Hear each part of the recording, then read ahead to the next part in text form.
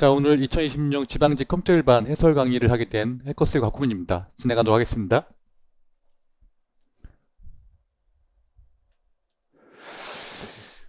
일단 뭐 총평이 이렇게 긴 건 아닌데 짧게 정리를 하면 어, 난이도가 어, 중상이었어요. 이렇게 좀 생소한 유형의 문제들이 좀 있었거든요.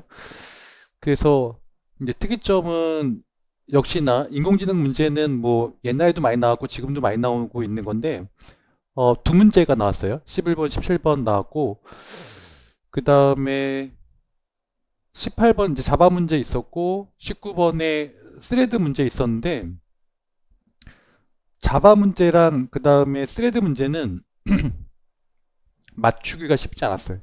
특히 자바 문제 같은 경우에는 함정이 걸려 있었고, 스레드 같은 경우에는 조금 더 심화된 내용을 다루고 있는, 그렇게 보면은 제가 이제 예전부터 총평하면서 이제 누누이 강조한 건 뭐냐면 뭔가 이게 시험 문제가 전공자를 우대하는 느낌? 이에요. 왜냐하면 자격증을 못 따면은 이제 가산점이 안 붙으니까 합격이 안 되는 거잖아요. 그런 것처럼, 뭔가 대학교 전공 수업에서나 배웠을 법한 내용들, 좀 심화 내용들이, 문제가 나오고 있어요. 그래서, 공부를 하실 때 자주 나오는 개념, 자주 출제되는 개념 같은 경우에는 기본적으로 좀 더 심한 내용을 학습할 필요가 있다라고 얘기를 할 수 있고, 근데 이제 좋았던 거는 다른 문제는 이제 비교적 평이하게 출제됐고, 그 다음에 시험 시간 동안 시험 시간 부족하지 않았죠. 왜냐하면 국가직 같은 경우에는 그 한 문제 때문에 시험 시간이 부족할 수 있었는데 얘는 그렇지 않았고요.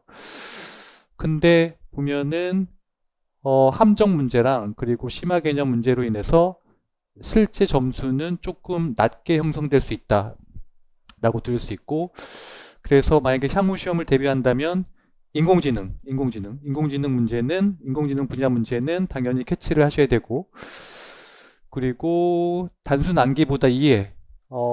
이게 제가 이제 강의를 하면서 항상 말씀드리는 건데 문제가 똑같이 안 나와요. 그러니까 기출도 똑같이 안 나오고 제가 강의한 내용도 똑같이 안 나와요. 근데 이제 문제를 맞추려면 어떻게 맞출 수 있냐면 어, 이해를 하셔야 돼요. 그러니까 내용을 이해하고 있으면 문제가 조금 바뀌어도 문제를 풀 수 있잖아요. 그게 포인트인 거예요. 그렇게 하시면 되고, 그 다음에 보시면은, 뭐 자주 출제되는 거는 심화 내용까지 폭넓게 학습할 필요가 있다라는 거예요. 그래서 여기 오면은 적정 점수 분포는 80에서 90점 사이로 예상하고 있다라고 보시면 될 것 같고, 그렇게 하시면 되고, 자, 1번부터 갈게요. 1번은 쉬웠죠. 다음 설명에서 해당하는 문자 데이터 표현은 인 거예요. 전 세계 언어 끝났죠. 전 세계 언어. 전 세계 언어 일단 아스키랑 BCD랑 FCD는 영어 숫자 그 정도밖에 안 되는 거예요. 그리고 여기 보시면은 2바이트, 2바이트.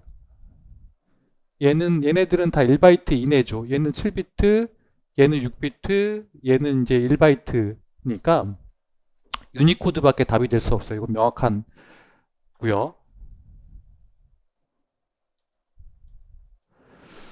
그 다음에 이것도 뭐 쉬웠죠. 여기 보면은 이번에 텔넷보다 안전한 원격 접속 기능을 제공하는 서비스.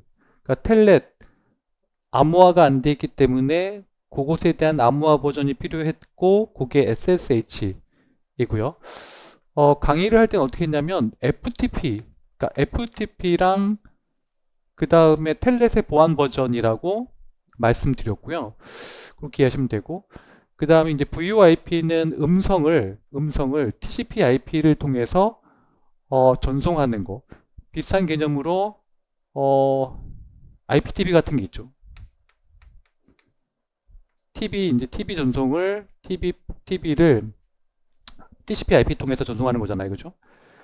그 얘기하고 있는 거고, SMTP는 이메일 관련된 프로토콜이고, DHCP는 동적 IP 할당 관련된 거라고 우리가 알고 있는 거고, 그렇게 이해하시면 될 것 같고,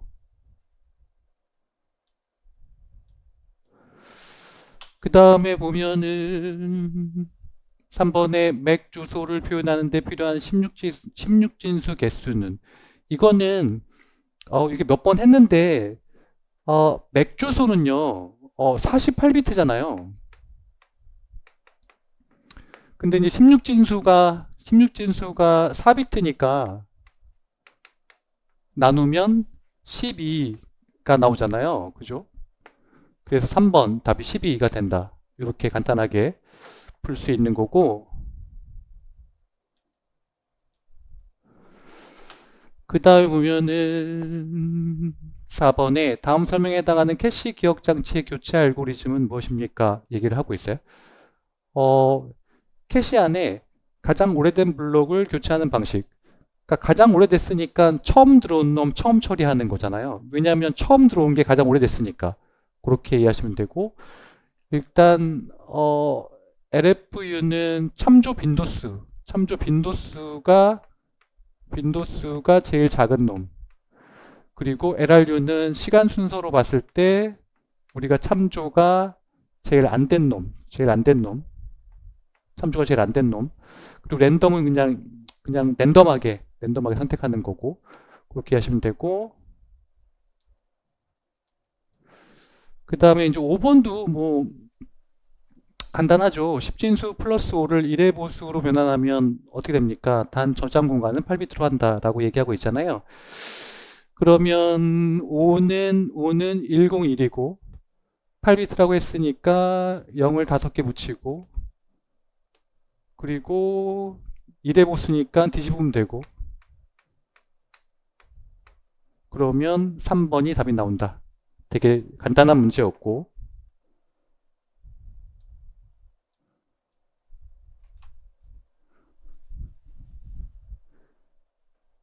근데 이제 양심은 있었던 게 앞부분은 쉽고 뒷부분이 좀 어려운 부분인데 양심이 없는 문제는 앞부분이 어려워요. 왜냐하면 멘탈이 나가거든요. 그러면 뒤가 무너지거든요. 그러진 않았다라는 거죠. 이 6번에 순차 탐색과 이진 탐색에 대한 설명으로 옳은 것은인 거예요. 일단 1번의 순차 탐색의 시간 복잡도는 평균의 경우에 5의 n제곱이 아니라 5의 n이고요. 그리고 3번 순차 탐색은 입력 데이터가 정렬되어 있을 때 원하는 값을 효율적으로 탐색하는 알고리즘이다. 요거는 이진 탐색이고 그리고 4번의 이진 탐색은 입력 데이터의 처음부터 끝까지 차례대로 비교하며 원하는 값을 탐색하는 알고리즘이다. 요거는 순차 탐색이고 2번의 이진 탐색은 재기 호출 방식으로 구현 가능하다. 재기 또는 반복으로 구현 가능하다. 요거는 기본서에 있는 내용이고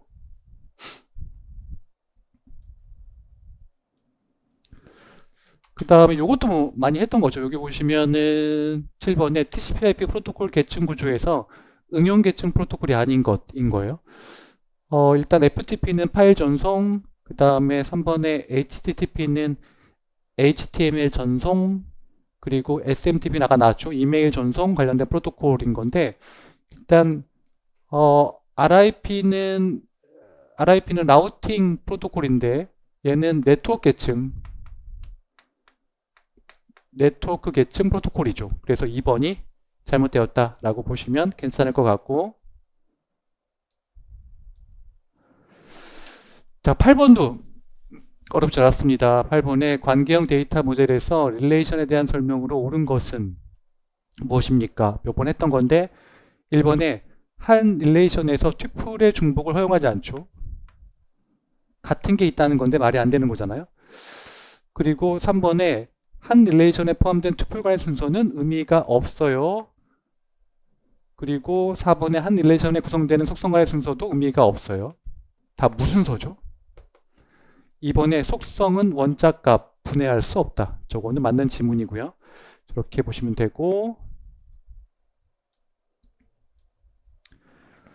그 다음에 9번도 뭐 되게 쉬웠죠. 여기 보면은 9번에 중앙 처리 장치의 레지스터가 아닌 것인 거예요. 여기 보면은 뭐 MBR, 그 다음에 MAR, 그 다음에 뭐 AC, 그 다음에 PC, IR 이런 애들은 중앙 처리 장치의 레지스터에 해당하는 거고, ALU는 연산 장치에 해당하는 거죠. 그래서 4번이 잘못되었다라고 보시면 되시고, 그 다음에 10번도 되게 쉬웠어요. 10번 보시면 OSI 7 계층과 계층별로 사용되는 네트워크 장비를 옳게 짝지은 것은 인 거예요. 1번에 전송 계층은 이제 허브라고 되어 있는데, 허브는 더미 허브랑 그 다음에 이제 스위칭 허브가 있는데, 얘는 1계층 장비이고 얘는 2계층 장비인 거고, 전송 계층이 아니고, 그 다음에 라우터는 3계층이니까 데이터 링크 계층이 아니고, 리피터는 1계층이니까 데이터 링크 계층이 아니고, 3번의 데이터 링크 계층은 브릿지가 맞죠. 쉬운 문제였고,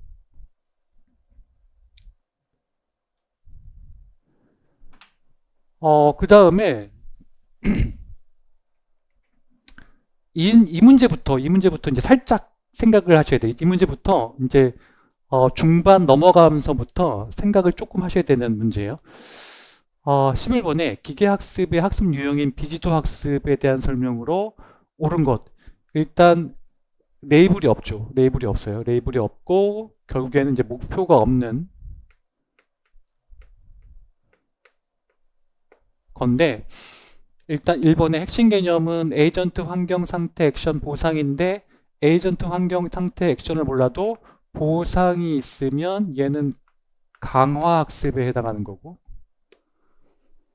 군집화를 사용할 수 있죠. 그리고 학습 알고리즘이 누적 보상을 최대화, 이것도 강화 학습이죠. 결국에 남는 건 4번인 거예요. 레이블이 없는 학습용 데이터만을 대상으로 학습 알고리즘이 스스로 패턴을 발견한다. 그게 이제 군집화 같은 거를 얘기하는 거잖아요. 그렇게 해서 요거를 우리가 소고법에 의해서 맞출 수 있다라는 거고, 그 다음에 이제 12번 보면요. 12번 보면은 다음 C 프로그램의 출력 결과는 무엇입니까? 이제 이것도 언어를 좀 아셔야 문제를 풀 수 있는 것 중에 하나인데, 이런 거예요. 여기 보면 이제 P가 있는데, S 플러스 2예요. 그러면은 S 플러스 2니까, 여기 S니까 플러스 2니까 여기죠. 그리고 X를 어디다 집어넣냐면, P 플러스 3, 여기다 3을 더해서, 여기다가 X를 집어넣었어요. X를 집어넣었다라는 거예요. 그럼 출력했어요.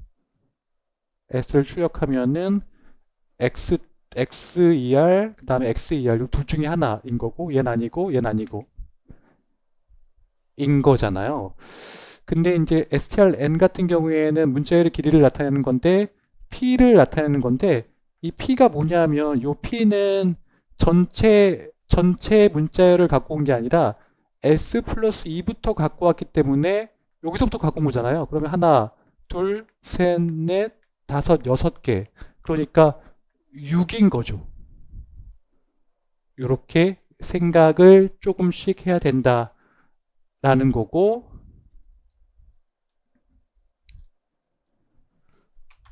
그 다음에 보면은 이것도 마찬가지예요. 이것도 이제 생각을 조금씩 하셔야 되는데, 13번에 가나에 들어갈 용어로 바르게 연결한 것은, 이게 근데 중요한 거는 기출에 나왔던 거예요. 왜냐하면 EXEC도 기출에 나왔었고, 포크도 기출에 나와서 얘네 둘이 비교를 하는 문제가 있었어요. 지문에 있었어요. 그걸로 확인하시면 되고, 그 다음에 0인지 1인지는 요게 이제 프로그래밍 문제로 해가지고 2번 정도 나왔어요.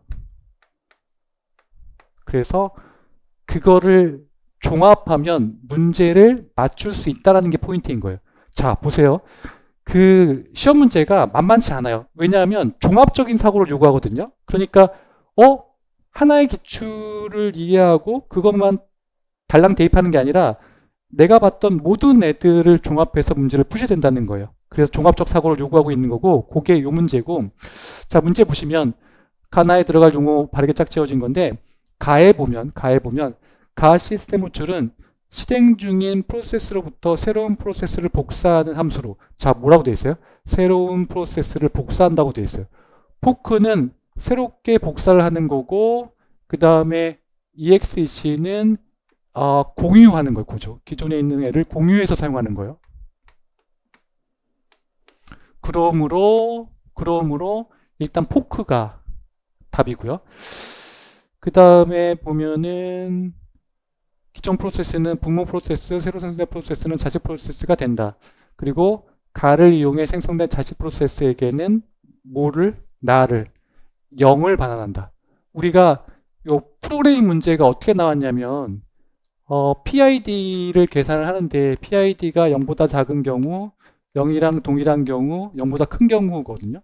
0보다 큰 경우는 부모이고 얘는 포크를 실패한 거고, 그리고 이게 자식이었거든요. 이렇게 종합적 사고를 요구한다 라고 이해하시면 괜찮을 것 같고, 충분히 풀 수 있는 문제였고, 자, 요건 쉬웠죠? 요거는 쉬웠어요. 여기 보시면은 14번에 스택과 큐에 대한 설명으로 옳은 것은 무엇입니까? 얘기를 하고 있는데, 1번에 스택은 먼저 삽입된 데이터가 먼저 삭제되는 피포 구조이다. 요거는 큐에 대한 설명이고, 2번에 큐는 나중에 삽입된 데이터가 먼저 삭제되는 리포 구조이다. 요건 스택에 대한 설명이고, 그리고 4번에 큐는 배열을 사용해서 구현할 수 있죠. 그 다음에 3번에 시스템 스택은 프로그램 실행 시 함수의 호출과 복귀에 따라 실행 순서를 관리할 수 있다. 맞죠? 복귀 주소 같은 거 갖고 있으니까 관리할 수 있죠. 그래서 3번은 맞는 질문이다 라는 거고, 자 15번 보시면 다음에서 설명하는 시스템 버스 중재 방식은, 자 이것을 좀 생각을 해봐야 돼요. 근데 제가 이제 말씀드리는 건 뭐냐면 지문에 답이 존재하는 경우가 있다라는 거예요. 그렇게 보시면 되는데, 여기 보면은 버스 중재기가 각 버스 마스터들이 버스 사용을 요구하는지 주기적으로 검사해서, 뭐라고요? 검사해서 버스 사용 여부를 결정한다. 자, 검사한다는 건 뭐예요? 검사한다는 건 이제 물어본다는 거잖아요. 누가요? 버스 중재기가 버스 마스터들에게 물어본다 라는 개념이에요. 그거는 폴링이라는 개념이죠. 이렇게 이해하시면 되시고, 일단 병렬이 답이 되려면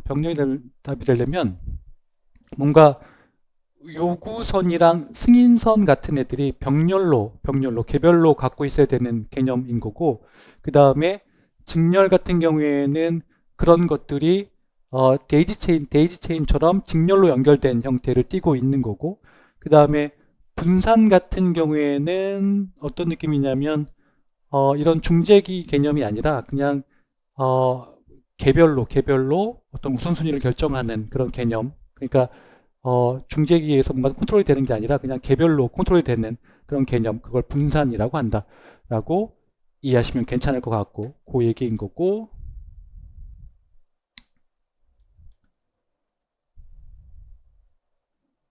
그래서 이렇게 정리를 해놨으니까 나중에 한번 확인해 보시고, 그 다음에 보면은 16번에 프로세스 도착 시간과 실행 시간은 다음과 같다. FCFS 스케줄링 알고리즘을 사용했을 경우 P1, P2, P3, P4의 반환 시간에 대한 평균은 무엇입니까? 얘기를 하고 있는 거잖아요. 근데 이거는 뭐 되게 간단한 건데 그냥 계산만 하면 되는 건데, FCFS니까 P1, P2, P3, P4 실행한 다음에 반환 시간을 계산을 하고, 그 다음에 도착 시간 빼준 다음에 평균 내면 되는 거잖아요. 그렇게 계산을 하면 된다 라는 거고, 그래서 이게 간트 차트이고 그렇게 계산을 했더니 결국에는 평균이 8이 나오더라 라고 우리가 말씀드릴 수 있는 거고, 그 다음에 17번 요거는 조금 생각을 우리가 하셔야 되는데, 17번에 딥러닝에 대한 설명으로 옳지 않은 것인 거예요. 제가 이제 모의고사에서 자주 내던 것 중에 하나인 건데, 모의고사에서는 요 두 개가 이제 많이 나왔어요. 요 두 개가 많이 나왔고, 요 아랫부분이 이제 생각을 해야 되는 부분인 건데, 어떤 거냐면, 이런 거예요. 일단, 어, 합성곱 신경망이 있고, 그 다음에 순환신경망이 있어요. 그래서 얘는 이제 공간을 보는 거고요. 그리고 얘는 이제 시간을 보는 거예요. 요렇게 큰 축이 있다라는 거, 큰 축이 있다라는 거예요. 그래서 1번에 딥러닝 모델은 두 개 이상의 닉칭을 가질 수 있고 음성 인식, 자연어 처리 등에 활용될 수 있다라는 거 맞는 얘기고, 그 다음에 이번에 합성곡 계층은 이미지에 대한 특징 정보를 추출한다. 요게 이제 공간이기 때문에, 요게 합성곡 신경망이기 때문에 공간에 대한 개념, 그러니까 이미지에 대한 특징을 추출하는 그런 얘기를 하고 있는 거고, 그 다음에 4번에 순환신경망은 시간적으로 연속성이 있는 데이터를 처리하기 위한 인공신경망이다. 그래서 시간 개념 들어간 거 맞아요. 근데 여기 보면은, 자 보세요. 3번에 LSTM 있어요. LSTM은 롱 숏텀 메모리인데 장기 및 단기 메모리. 그러면 얘는 공간이에요, 시간이에요? 아무래도 시간이겠죠. 그래서 포함하는 합성곡 신경망이 아니고 순환신경망인 거죠. 순환신경망이다. 합성곡 신경망이 아니다. 저게 잘못되었다. 라고 이해하시면 되시고, 그래서 요거는 합성곡이랑 그 다음 순환신경망 비교한 거를 보고 있어요. 나중에 한번 체크하시고. 그 다음에 이제, 요게 18번이 문제인데요. 다음 자바 프로그램의 실행 결과인 거예요. 근데 이게 어디서 함정이 파졌냐면, 여기서 함정이 파졌어요.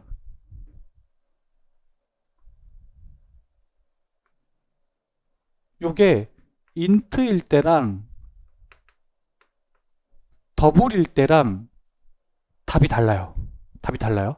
그래서 3,2를 우리가 더블로 했기 때문에 1.5로 나눠지죠. 1.5로 나눠지고 1.5로 나눠지는 거예요. 그리고 여기 보면은 2, 0이기 때문에 이렇게 되거든요. 2, 0이 이렇게 되는 건데, 이게 이제 인티저였으면 여기서 에러가 발생해 가지고 내가 디바이드 바이 제로 이렇게 찍히거든요. 찍히는 거예요. 그래서 이게 답이 되는 건데, 요게 더블이면 그냥 여기에서 출력이 뭐가 나오냐면 무한대, 인피니티라고 출력이 나와버려요. 요거는 왜 그러냐면 그 IEEE 754 거기에 정의가 되었기 때문에 그렇게 되는 거예요. 그래서 더블인 경우랑 인티저인 경우가 다르다. 그래서 저기서 함정이 파져 있는 거예요. 그래서 4번을 선택하신 분들도 되게 많았을 건데, 여기서 더블에서 함정이 파진 거다라고 이해하시면 괜찮을 것 같아요. 그 얘기인 거고,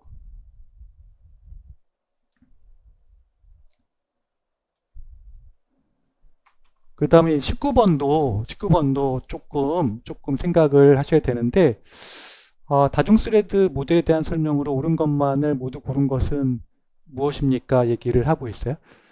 일단 스레드는 사용자 스레드와 커널 스레드가 있다. 요거는 맞는 얘기죠. 근데 이제 1대1 모델이랑 그 다음에 다대일 모델이 있는데, 1대1 모델은 여기 보시면은 커널 스레드가 있고 그 다음에 사용자 스레드가 있는데 이렇게 1대1로 묶인 거예요.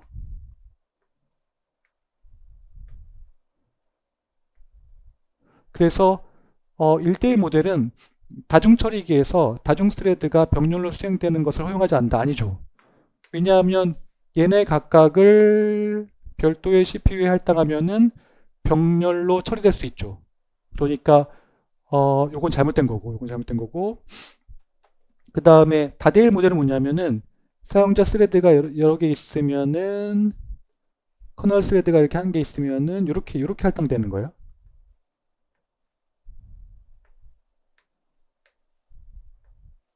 이렇게 할당된 거다라는 거예요. 그래서 다디엘 모델에서는 프로세스에 속한 하나의 스레드가 입출력 작업을 위해 대기 상태에 들어가도 나머지 스레드는 계속 실행된다. 근데 이게 무슨 얘기냐면 얘가 대기가 되면 얘가 대기가 돼서 나머지도 대기가 돼요. 그러니까 무슨 얘기냐면 나머지 스레드는 계속 실행되는 게 아니라 나머지 스레드도 계속 대기가 된다라는 게 포인트인 거예요. 얘도 잘못됐고. 그래서 답이 1번이에요. 1번이에요. 그렇게 이해하시면 되시고,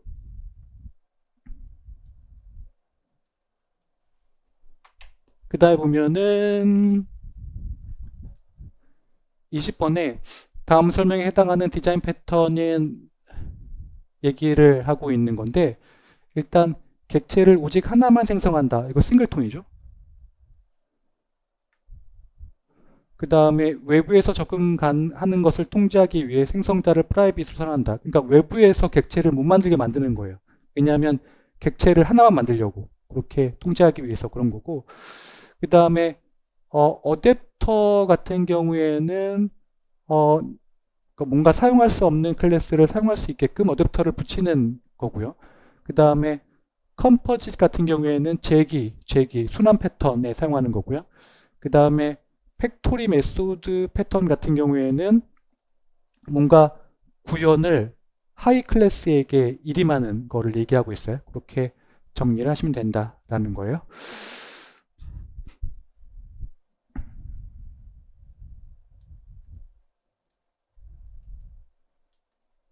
그래서 이제 정리를 하면 패턴이 보면은 일단은 이해를 이제 요하는 것들이고요. 그다음에 역시나 이제 프로그래밍 문제는 두 문제로 프로그래밍 문제는 역시나 많이 나오고 있다라는 거. 그리고 인공지능 중요시 생각하고 있다. 그리고 뭔가 자주 나오는 개념에 대해서 심화학습이 필요하다. 그렇게 정리할 수 있습니다. 수고하셨습니다.